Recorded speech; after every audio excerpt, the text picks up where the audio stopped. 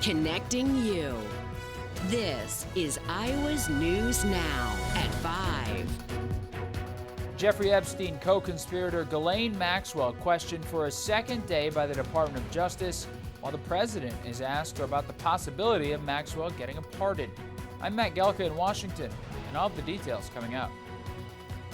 But we begin tonight at 5 with two major water breaks on Collins Road over the last couple of weeks. Many are wondering why this is now happening so often, but the city says this is nothing new. Iowa's News Now anchor Lauren Evanetti is live outside Collins Road with more information on those water breaks across the city. Lauren.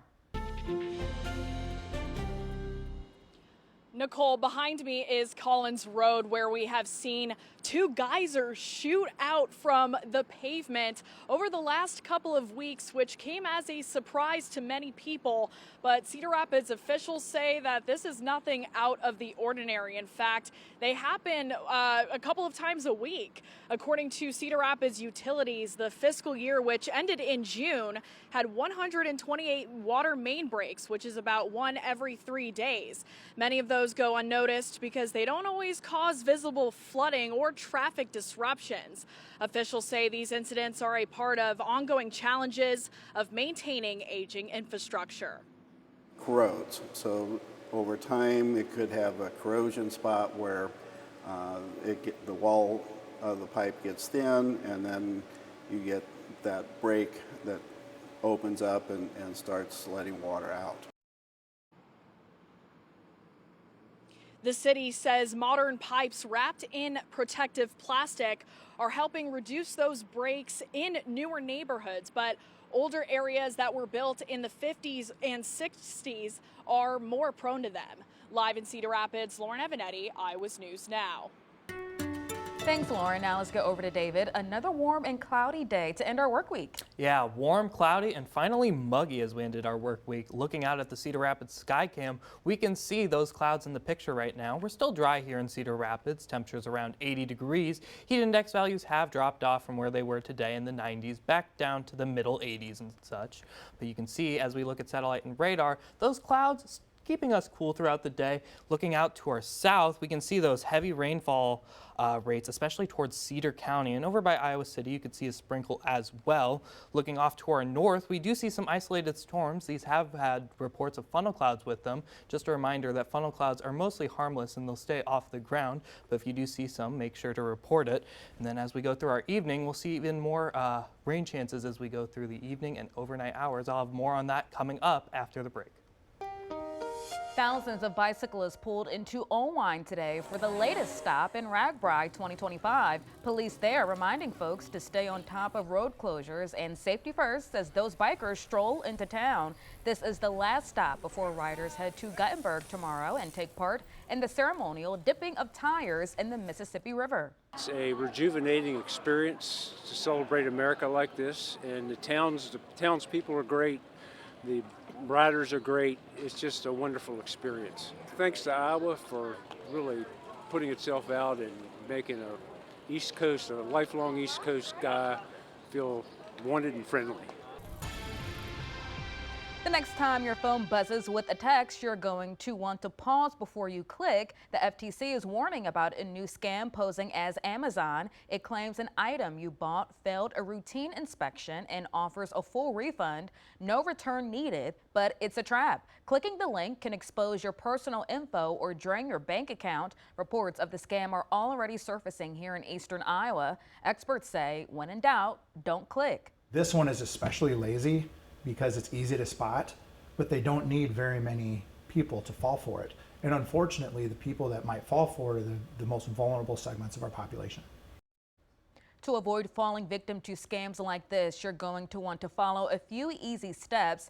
Don't click links and unexpected texts, and don't respond to them. Make sure you check your Amazon account through their website or app. Send those unwanted texts to 7726 or use your phone's report junk option. Iowa's Farm Union is joining the Iowa Food System Coalition, opposing President Donald Trump's One Big Beautiful bill. They have concerns that it benefits larger farms and could end up hurting Iowa's small family farms. They also say cuts to public assistance programs could impact the Farm Bill negotiations later on. Reference prices prices for farmers with the safety net programs, crop insurance, conservation, and nutrition. You have to have all those pieces working together to pass a comprehensive farm bill. And the big, beautiful bill makes massive cuts to nutrition programs, to health programs, and it makes it really hard for us to pass a farm bill that has all the pieces working together. Iowa's Farm Union says they rely on the USDA to protect their land and reach stable markets, but cutting nutrition funding puts rural communities at risk. Some part of the bill are already in effect, but most provisions begin over the next few years.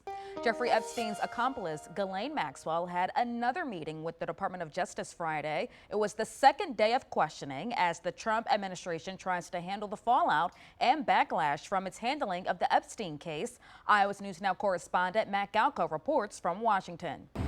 Day 2 of questioning for former Jeffrey Epstein girlfriend and convicted sex trafficker Ghislaine Maxwell by Deputy Attorney General Todd Blanche. Before leaving on an international trip, President Trump was asked about possibly pardoning Maxwell. I'm allowed to do it, but it's something I have not thought about. Maxwell is serving a 20-year sex trafficking sentence, and a pardon or some sort of sentence reduction could be in play in exchange for testimony or information related to Epstein. Epstein and Maxwell were both charged with sex trafficking during Trump's first term.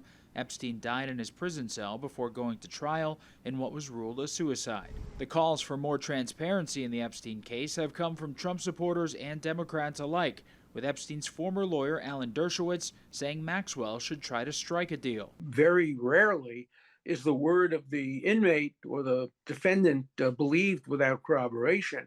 But if she can provide corroboration in the form of travel records or other records, that would be golden. Recent reporting furthered the relationship between Epstein and Trump, with Trump allegedly sending a sexually suggestive birthday note to Epstein included in a birthday book in 2003, years before the financier was accused of sex crimes. Former President Bill Clinton is also among the high-profile names associated with the birthday book. Trump has tried to distance himself from Epstein, while the White House has struggled to move on from the story. People should really focus on how well the country's doing, or they should focus on the fact that Barack Hussein Obama led a coup.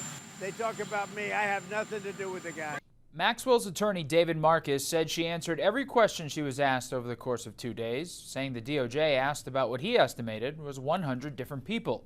Marcus said Maxwell isn't asking for anything in return, but would welcome a pardon.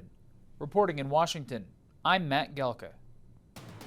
Is vaping part of your plan to quit smoking? I'm Liz Bonus. We talk to researchers, what we know and what we don't when it comes to vaping and quitting. It is just ahead.